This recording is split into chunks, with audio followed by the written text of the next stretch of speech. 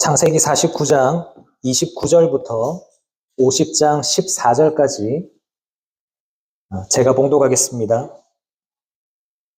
그가 그들에게 명하여 이르되 내가 내 조상들에게로 돌아가리니 나를 헷 사람 에브론의 밭에 있는 굴에 우리 손조와 함께 장사하라. 이 굴은 가나안 땅 마므레아 막벨라 밭에 있는 것이라. 아브라함이 헷 사람 에브론에게서 밭과 함께 사서 그의 매장지를 삼았으므로 아브라함과 그의 아내 사라가 거기 장사되었고 이삭과 그의 아내 리브가도 거기 장사되었으며 나도 레아를 그곳에 장사하였노라. 이 밭과 거기 있는 굴은 헷 사람에게서 산 것이니라. 야곱이 아들에게 명하기를 마치고 그 발을 침상에 모으고 숨을 거두니 그의 백성에게로 돌아갔더라. 요셉이 그의 아버지 얼굴에 굽으려 울며 입맞추고 그 수종들은 의원에게 명하여 아버지의 몸을 향으로 처리하게 하매 의원이 이스라엘에게 그대로 하되 40일이 걸렸으니 향으로 처리하는 데는 이날 수가 걸림이며 애굽 사람들은 70일 동안 그를 위하여 곡하였더라. 곡하는 기한이 지남에 요셉이 바로의 궁에 말하여 이르되 내가 너희에게 은혜를 입었으면 원하건대 바로의 귀에 아뢰기를 우리 아버지가 나로 맹세하게 하여 이르되 내가 죽거든 가나안 땅에 내가 파놓은 묘실에 나를 장사하라 하였나니 나로 올라가서 아버지를 장사하게 하소서. 내가 다시 오리이다 하라 하였더니 바로가 이르되 그가 내게 시킨 맹세대로 올라가서 내 아버지를 장사하라. 요셉이 자기 아버지를 장사하러 올라가니 바로의 모든 신하와 바로 궁의 원로들과 애굽 땅의 모든 원로와 요셉의 온 집과 그의 형제들과 그의 아버지의 집이 그와 함께 올라가고 그들의 어린아이들과 양떼와 소떼만 고센 땅에 남겼으며 병거와 기병이 요셉을 따라 올라가니 그때가 심히 컸더라. 그들이 요단강 건너편 아닷타장 마당에 이르러 거기서 크게 울고 애통하며 요셉이 아버지를 위하여 7일 동안 애곡하였더니 그 땅 거민 가나안 백성들이 아단 마당의 애통을 보고 이르되 이는 애굽 사람의 큰 애통이라 하였으므로 그 땅 이름을 아벨 미스라임이라 하였으니 곧 요단강 건너편이라. 야곱의 아들들이 아버지가 그들에게 명령한 대로 그를 위해 따라 행하여 그를 가나안 땅으로 메어다가 마므레아 막벨라 밭 굴에 장사하였으니 이는 아브라함이 헷 족속 에브론에게 밭과 함께 사서 매장지를 삼은 곳이더라. 요셉이 아버지를 장사한 후에 자기 형제와 호상꾼과 함께 애굽으로 돌아왔더라. 아멘. 이 시간 본문의 말씀을 가지고 그리스도인의 죽음이라는 제목으로 하나님 말씀을 함께 상고해 보고자 합니다. 오늘 나눌 말씀의 주제가 좀 무겁습니다. 죽음이라고 하는 주제인데요. 흔히들 죽음은 영원한 이별이라고 생각을 합니다. 사랑하는 이들을 이제 다시는 볼 수 없다라고 생각을 하고 또 그들이 다시는 나에게로 돌아올 수 없는 그런 절망적인 것, 더 나아가서 내가 만약에 죽음을 경험하게 될 때는 내가 가진 모든 것을 빼앗겨 버리는 그런 너무나 두려운 것, 그런 것들을 죽음이라고 여깁니다. 그래서 세상 사람들은 죽음을 외면하려 하고 생각조차 하기 싫어합니다. 오늘 우리가 읽은 50장 11절을 보아도 가나안 백성들이 이 야곱의 죽음을 슬퍼하는 요셉과 그 가족들의 모습을 보면서 아벨 미스라임, 그러니까 애굽 사람의 큰 애통이라고 불렀습니다. 하나님을 모르는 세상의 눈에 죽음이라고 하는 것은 그저 슬프고 끔찍한 아픔과 통곡일 뿐이었습니다. 하지만 성경은 죽음이라는 것을 조금 다른 시각으로 보게 합니다. 시편 116편 15절을 보면 그의 경건한 자들의 죽음은 여호와께서 보시기에 귀중한 것이로다 라고 말씀을 하고 있고 요한계시록 14장 13절을 보면 하나님께서 친히 지금 이후로 주 안에서 죽는 자들은 복이 있도다 라고 말씀을 하십니다. 세상의 눈으로 보기에는 그저 죽음이라는 것이 허무하게 인생을 마감하는 것이고 애통하는 것이고 슬픔밖에 없는 것처럼 보이지만 하나님의 눈에 성도의 죽음, 그리스도인의 죽음이라고 하는 것은 그 무엇보다 귀하고 영광스러운 것이고 또한 복된 일이다라는 것입니다. 이런 차원에서 오늘 본문을 보면 이런 귀중하고 복된 죽음을 맞이한 한 사람이 있습니다. 바로 우리가 오랜 기간 동안 함께 살펴보았던 야곱이라고 하는 인물입니다. 오늘 본문은 147년이라고 하는 험악한 세월을 보냈던 그 야곱이 마침내 숨을 거두고 자신이 평생을 살아왔고 죽고 난 이후에도 가기를 원했던 그 약속의 땅 가나안에 장사되는 모습이 묘사가 되고 있습니다. 야곱이라는 인물은 우리가 알다시피 형의 발 뒤꿈치를 잡고 태어나서 형도 속이고 아버지도 속이고 참으로 부족함이 많았던 사람이었습니다. 하지만 하나님은 그런 그를 포기하지 않으시고 끝까지 빚어가심으로써 기어이 하나님의 언약을 이 땅 가운데 이루며 살아가는 이스라엘이라고 하는 사람으로 그를 변화시키셨습니다. 그런데 그런 그가 이제 죽음을 맞이하게 됩니다. 그 당시 애굽의 총리였던 아들을 둔 이 야곱이라면 그 당대 최고의 어떤 문명을 자랑하는 그 애굽에서 가장 화려하고 거대한 무덤에 묻힐 수도 있었을 겁니다. 하지만 야곱은 세상의 영광으로 가득 찬 그 애굽에 묻히기를 원하지 않았습니다. 자신의 시신을 자신의 조상들, 자신의 선조들과 함께 묻어달라고 유언을 남깁니다. 그래서 가나안 땅 마므레 앞 막벨라 굴에 장사하라고 49장 29절을 보면 그냥 부탁을 하는 것이 아니라 성경에 뭐라고 기록이 되어 있습니까? 명령을 합니다. 명령. 내 말을 들어주면 좋고 안 들어주면 어쩔 수 없고 이게 아니라 나를 꼭 그곳에 묻어주어야 한다라고 명령하고 있는 겁니다. 오늘 우리는 이 야곱의 죽음과 장례에 대한 말씀을 함께 묵상하면서 그리스도인에게 있어서 삶과 죽음이 어떤 의미가 있는지를 함께 살펴보려 합니다. 오늘 나누는 이 말씀을 통하여서 막연한 두려움과 또는 허무함으로 다가왔던 그 죽음의 의미가 영광스러운 소망으로 변화되는 은혜가 있기를 간절히 바랍니다. 그리고 단순히 야곱의 장례식이 어떠했다라는 지식을 넘어서 오늘을 살아가는 우리가 어디를 최종 목적지로 삼고 살아가야 하는지, 그리고 지금 우리에게 주어진 이 삶의 시간들을 어떻게 채워야 할지를 깨닫는 시간이 되기를 주님의 이름으로 축원을 드립니다. 먼저 첫째로 성도의 죽음에 담긴 의미는 무엇인가? 사명의 완수입니다. 사명의 완수. 오늘 본문 49장 33절을 보면 야곱의 임종의 순간을 이렇게 묘사하고 있습니다. 야곱이 아들에게 명하기를 마치고 그 발을 침상에 모으고 숨을 거두니 그의 백성에게로 돌아갔더라. 여러분, 야곱이 언제 숨을 거두었습니까? 참 별것 아닌 것처럼 보이지만 굉장히 중요한 표현이 여기에 나와요. 그게 뭐냐면 바로 아들에게 명하기를 마치고라는 표현입니다. 야곱이 죽은 것은 그가 147세라는 나이가 되어서 나이가 많아서 기력이 쇠하여서 죽은 것이 아닙니다. 우리가 새벽 기도회 때 살펴본 것처럼 야곱은 죽기 전에 힘을 다하여서 자신의 아들들을 축복하였습니다. 각자의 분량대로 축복하면서 장차 이스라엘 민족이 어느 방향으로 어떤 길을 걸어가야 할 것인지를 비전을 제시하고 축복을 하였는데, 다시 말해서 하나님의 언약을 이어갈 다음 세대를 세우고 그들을 축복하는 자신의 사명을 끝까지 잘 감당한 것입니다. 야곱은 험악한 세월을 살았습니다. 형이 자신을 죽이려 하는 위협 속에서 도망쳐야 했고 20년 동안 타향살이를 해야 했고 삼촌으로부터 온갖 부당한 대우를 다 받았습니다. 사랑하는 아내 라헬도 일찍 잃었고 또 그 라헬이 낳았던 아들 요셉도 죽은 줄 알고 수십 년을 그렇게 허무한 마음으로 살아왔습니다. 온몸이 너무나 연약해지고 쇠약해졌습니다. 하지만 그 고난의 세월이 147년이나 지속되었음에도 불구하고 그의 생명이 꺼지지 않고 계속 지속될 수 있었던 이유는 하나님께서 야곱을 통해서 계속 이루어가고자 하셨던 사명이 있었기 때문입니다. 그리고 마침내 그 사명이 다 끝난 순간 하나님은 그래, 이제 다 이루었다. 때가 되었다. 이제는 내게 오라. 라고 말씀하시면서 야곱을 부르시고 야곱은 가장 평안한 모습으로 두 발을 침상에 모으고 하나님의 품에 안겼습니다. 제가 이전 교회 이야기를 잘 하지 않는데 오늘은 좀 하려고 합니다. 이전 교회에 제가 아직까지 얼굴도 잊지 않고 있는 한 집사님이 한 분 계세요.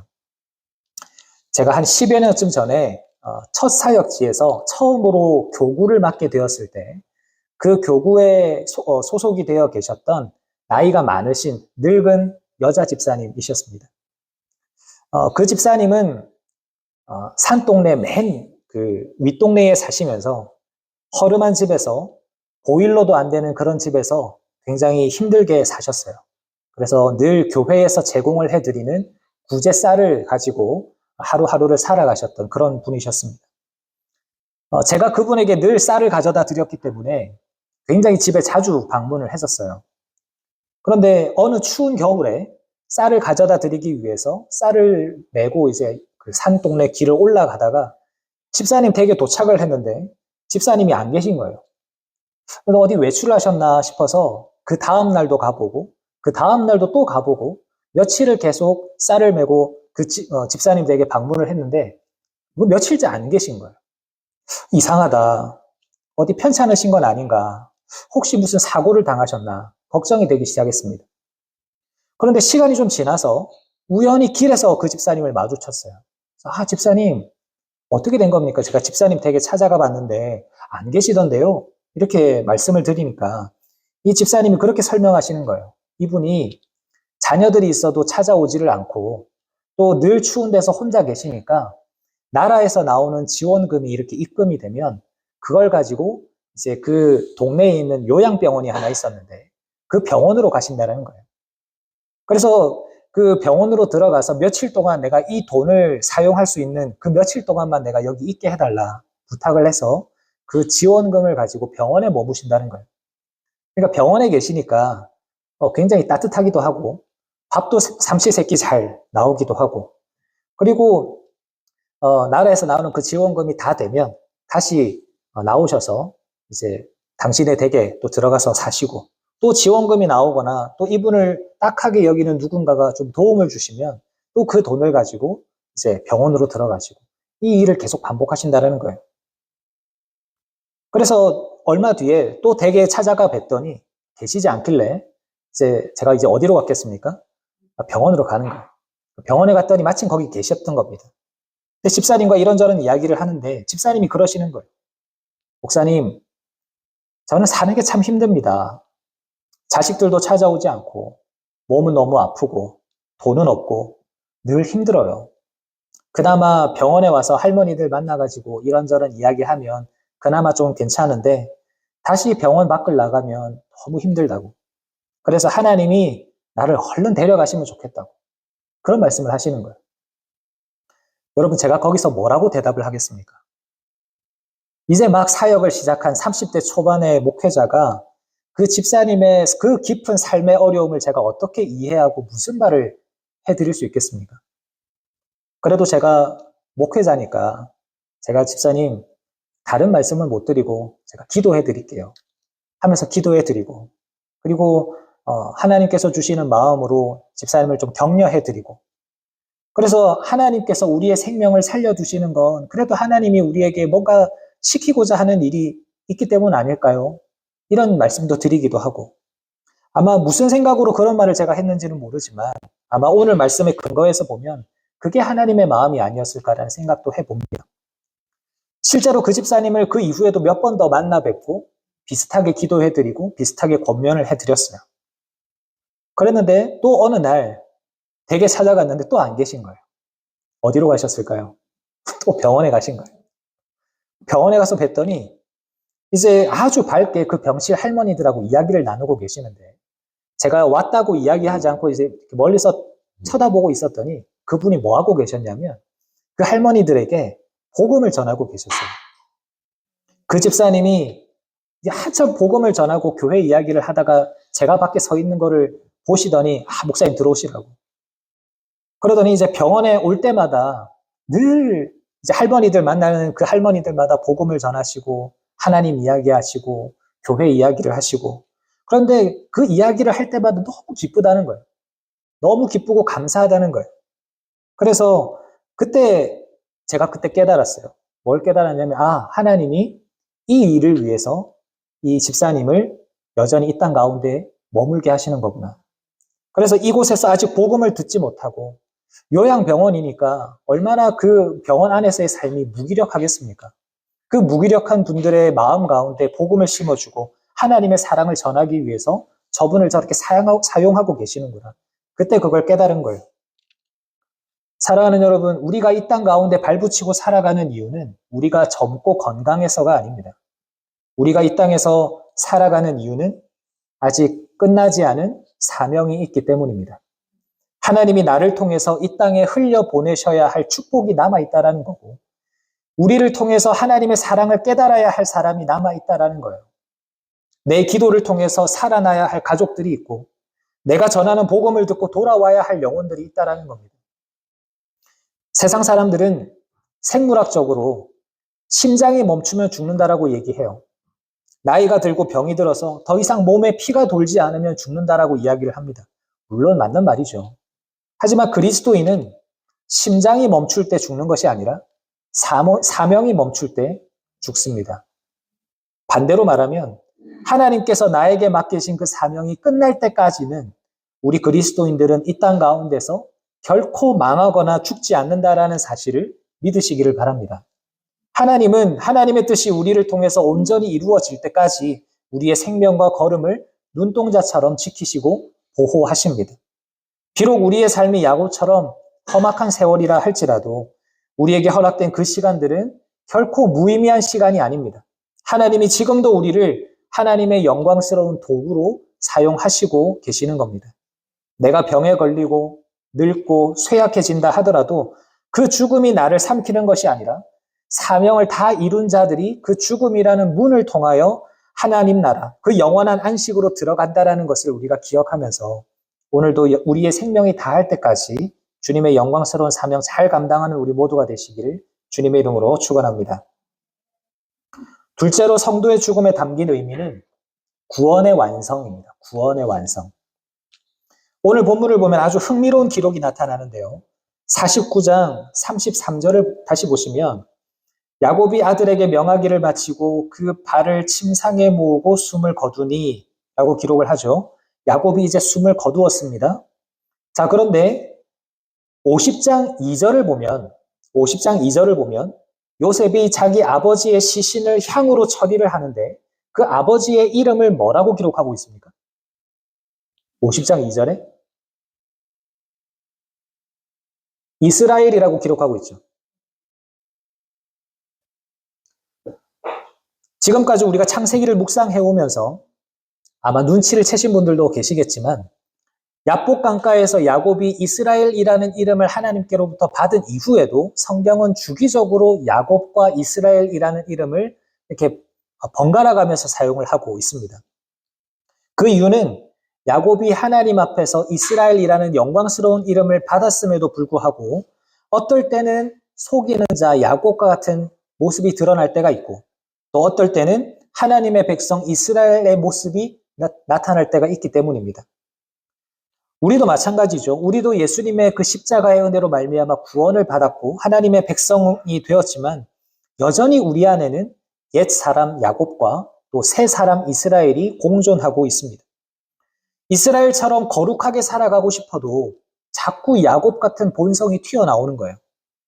이런 영적인 전투가 야곱의 삶에 끊임없이 치열하게 일어나고 있었고 동일하게 우리의 삶에도 일어나고 있습니다. 자, 그런데 그 평생을 이어지던 야곱과 이스라엘의 영적인 전쟁이 언제 끝이 납니까? 바로 죽음의 문을 통과하는 그 순간입니다.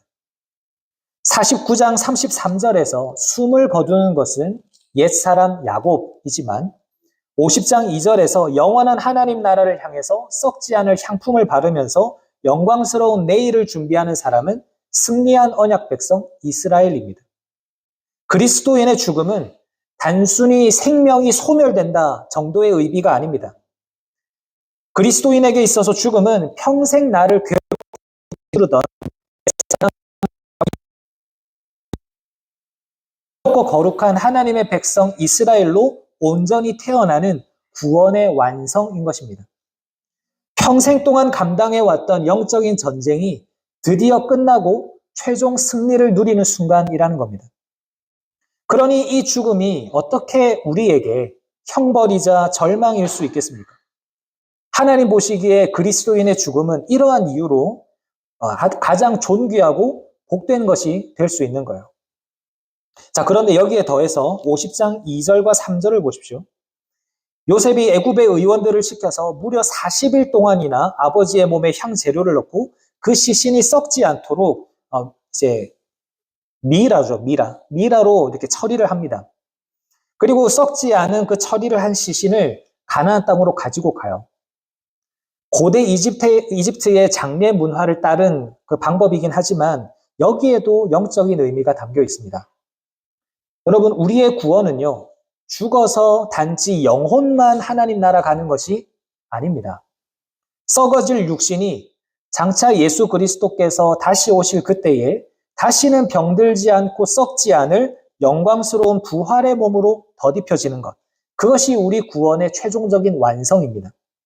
그렇기 때문에 오늘 본문에서 이스라엘의 몸을 40일 동안이나 향으로 처리하고 그 몸을 가나안 땅으로 가지고 간다라는 것은 장차 썩지 않을 몸을 입고 영원한 본향으로 올라갈 성도의 모습을 묘사하고 있는 거예요. 또한 바로 앞에 1절을 보시면 야곱이 숨을 거두니까 그 아들 요셉이 그 아버지의 얼굴에 엎드려 울며 입을 맞추었다라고 이야기합니다. 자신이 직접 아버지의 눈을 감겨드리고 장례를 집도한 거예요. 이것은 창세기 46장 4절에서 하나님이 야곱에게 하셨던 말씀이 이루어진 겁니다. 하나님이 뭐라 하셨냐면 내가 너와 함께 애굽으로 내려가겠고 반드시 너를 인도하여 다시 올라올 것이며 요셉이 그의 손으로 내 눈을 감기리라 이렇게 말씀하셨어요. 우리가 잘 알다시피 요셉은 누구를 상징하는 인물입니까? 예수 그리스도를 상징하는 인물입니다. 예수님을 상징하는 요셉이 야곱의 마지막 임종을 지키면서 눈을 감겨주고 그 장례를 집도했다라는 것이 무엇을 의미하겠습니까? 여러분, 세상 사람들은 죽음의 순간에 두려움을 느낍니다. 무서운 저승사자가 와서 자기를 끌고 갈까봐 두려움을 느낍니다. 홀로 떠나야 하는 그 길이 무서워서 죽음에 대하여서 두려움의 마음을 가지는 거예요. 하지만 그리스도인의 마지막은 그렇지 않습니다. 우리가 이 땅에 마지막 호흡을 다하는 그 순간 캄캄한 어두움이 우리를 삼키는 것이 아니라 오히려 나를 위해서 십자가에서 피 흘려주시고 나를 구원해 주신, 나를 너무나 사랑하시는 그 예수 그리스도께서 우리를 어루만져 주시면서 사랑하는 내 아들아, 내 딸아, 너무나 수고 많았다.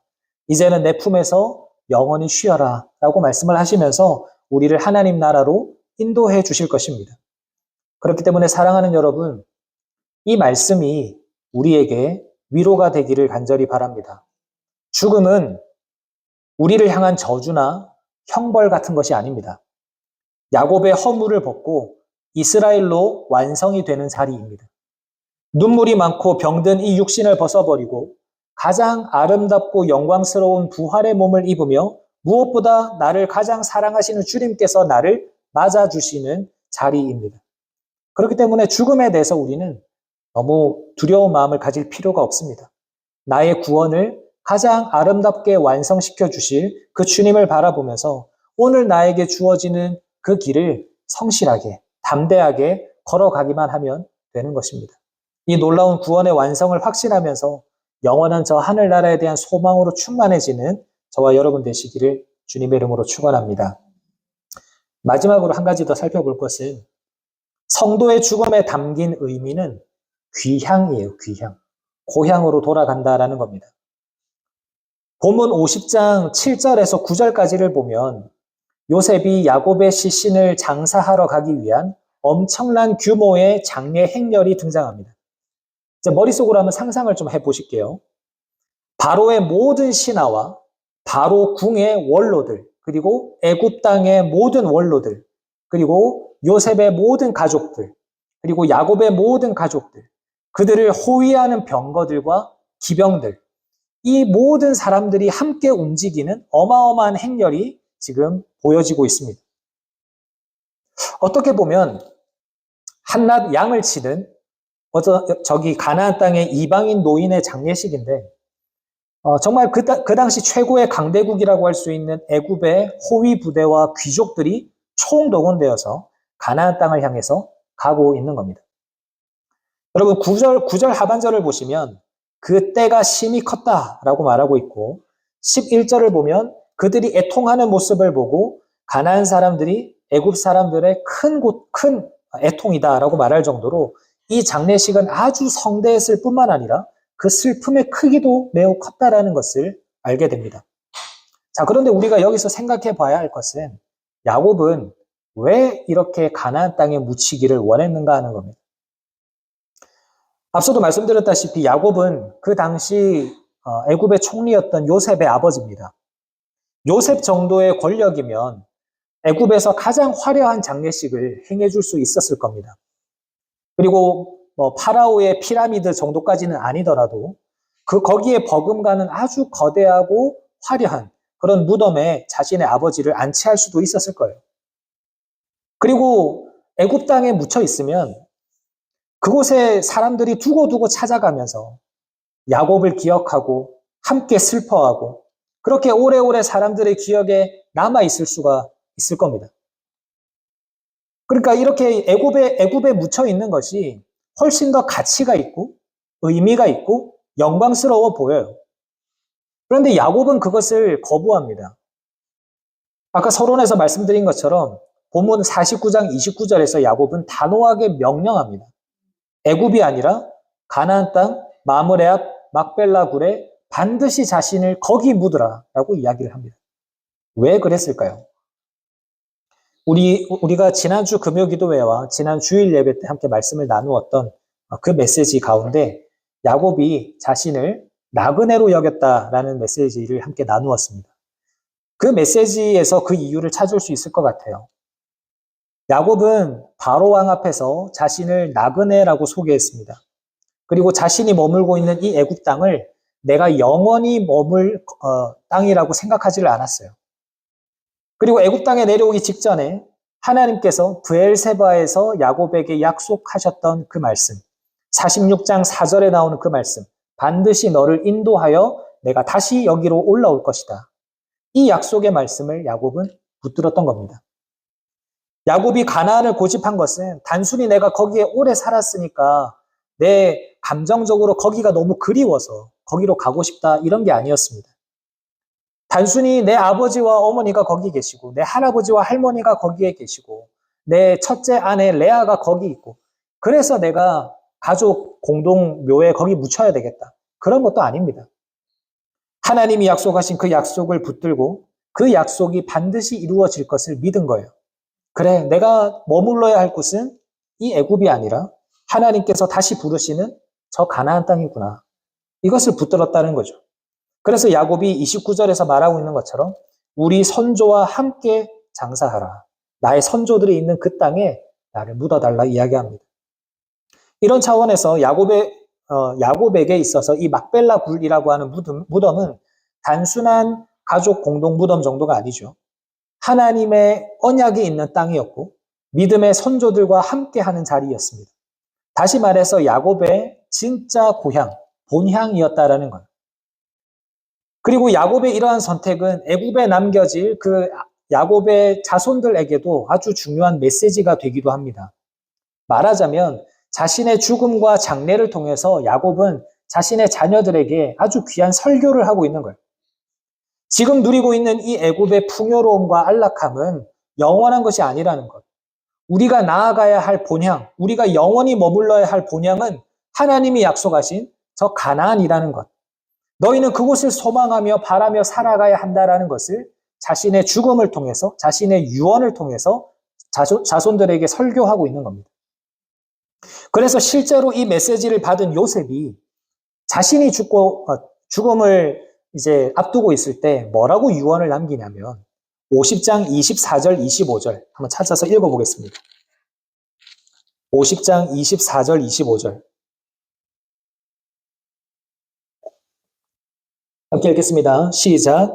요셉이 그의 형제들에게 이르되 나는 죽을 것이나 하나님이 당신들을 돌보시고 당신들을 이 땅에서 인도하여 내사 아브라함과 이삭과 야곱에게 맹세하신 땅에 이르게 하시리라 하고 요셉이 또 이스라엘 자손에게 맹세시켜 이르기를 하나님이 반드시 당신들을 돌보시리니 당신들은 여기서 내 해골을 메고 올라가겠다 하라 하였더라.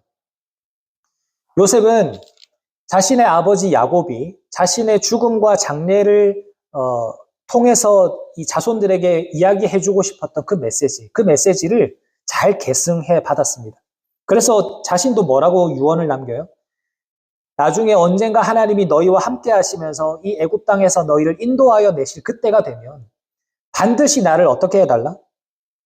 내 유고를 가지고 가나안 땅으로 함께 가달라 이야기를 합니다. 그리고 이 유언이 이루어지죠. 출애굽기 13장 19절에서 성취가 됩니다. 야곱의 메시지가 요셉에게로 이어졌고 요셉의 메시지가 출애굽 때 성취가 된 거예요. 이런 맥락에서 한 번 더 우리가 성경을 좀 찾아봤으면 좋겠는데 히브리서 11장 13절 한번 찾아보실까요? 히브리서 11장 13절에서 16절까지 말씀. 제가 가진 성경으로는 신약 성경 365쪽입니다. 히브리서 11장 13절에서 16절 함께 읽어보겠습니다. 시작. 이 사람들은 다 믿음을 따라 죽었으며 약속을 받지 못하였으되 그것들을 멀리서 보고 환영하며 또 땅에서는 외국인과 나그네임을 증언하였으니 그들이 이같이 말하는 것은 자기들이 본향 찾는 자임을 나타냄이라.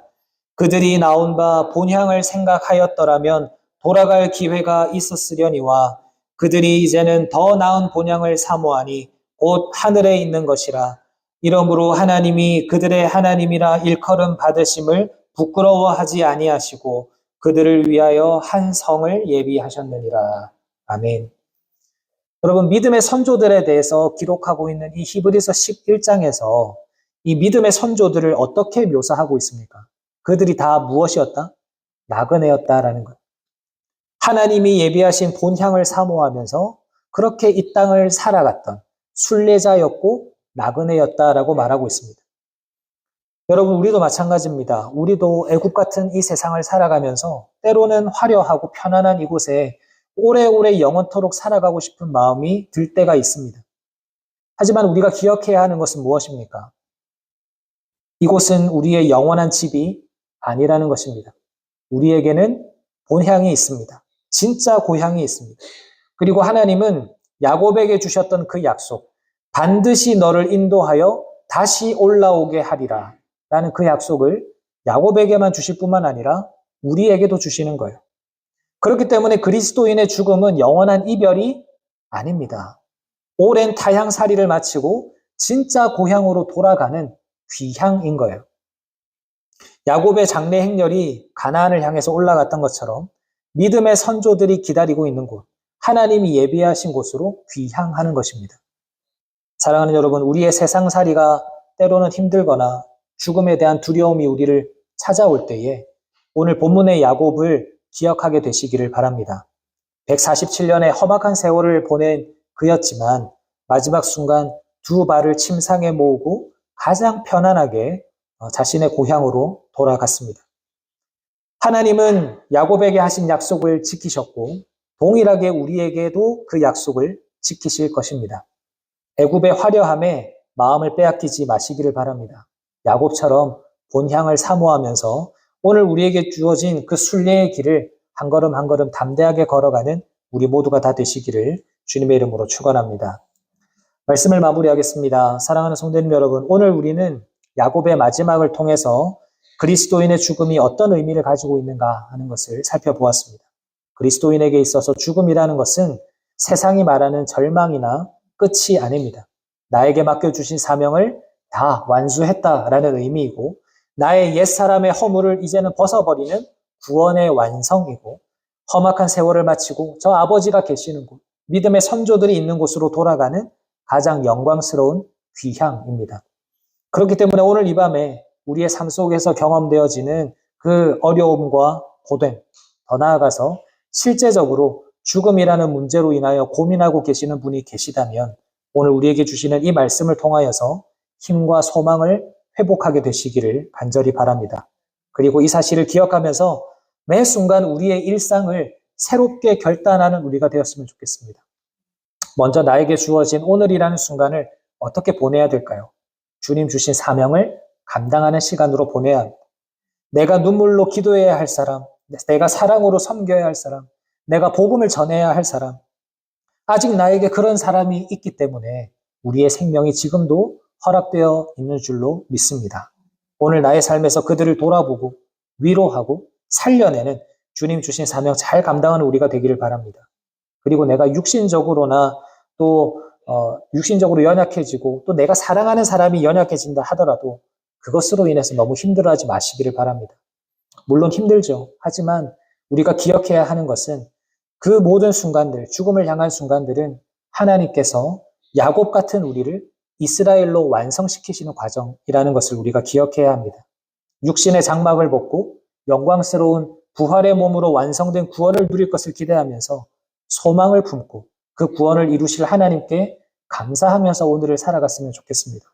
그리고 우리는 잠시 이 땅을 살아가는 나그네라는 것을 기억하면서 이 세상에서 내 삶이 어떠하다라는 것 때문에 일희일비하지 않고 내 영원한 거처를 마련하시고 나를 기다리시는 저 주님 바라보면서 날마다 저 영원한 본향 향하여 나아가는 우리가 되기를 바랍니다.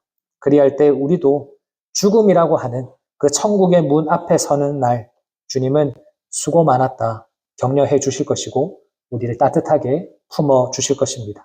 이러한 기대를 가지고 죽음을 두려워하지 않고 오히려 소망 가지고 살아가는 우리 모두가 다 되시기를 주님의 이름으로 축원합니다. 아멘.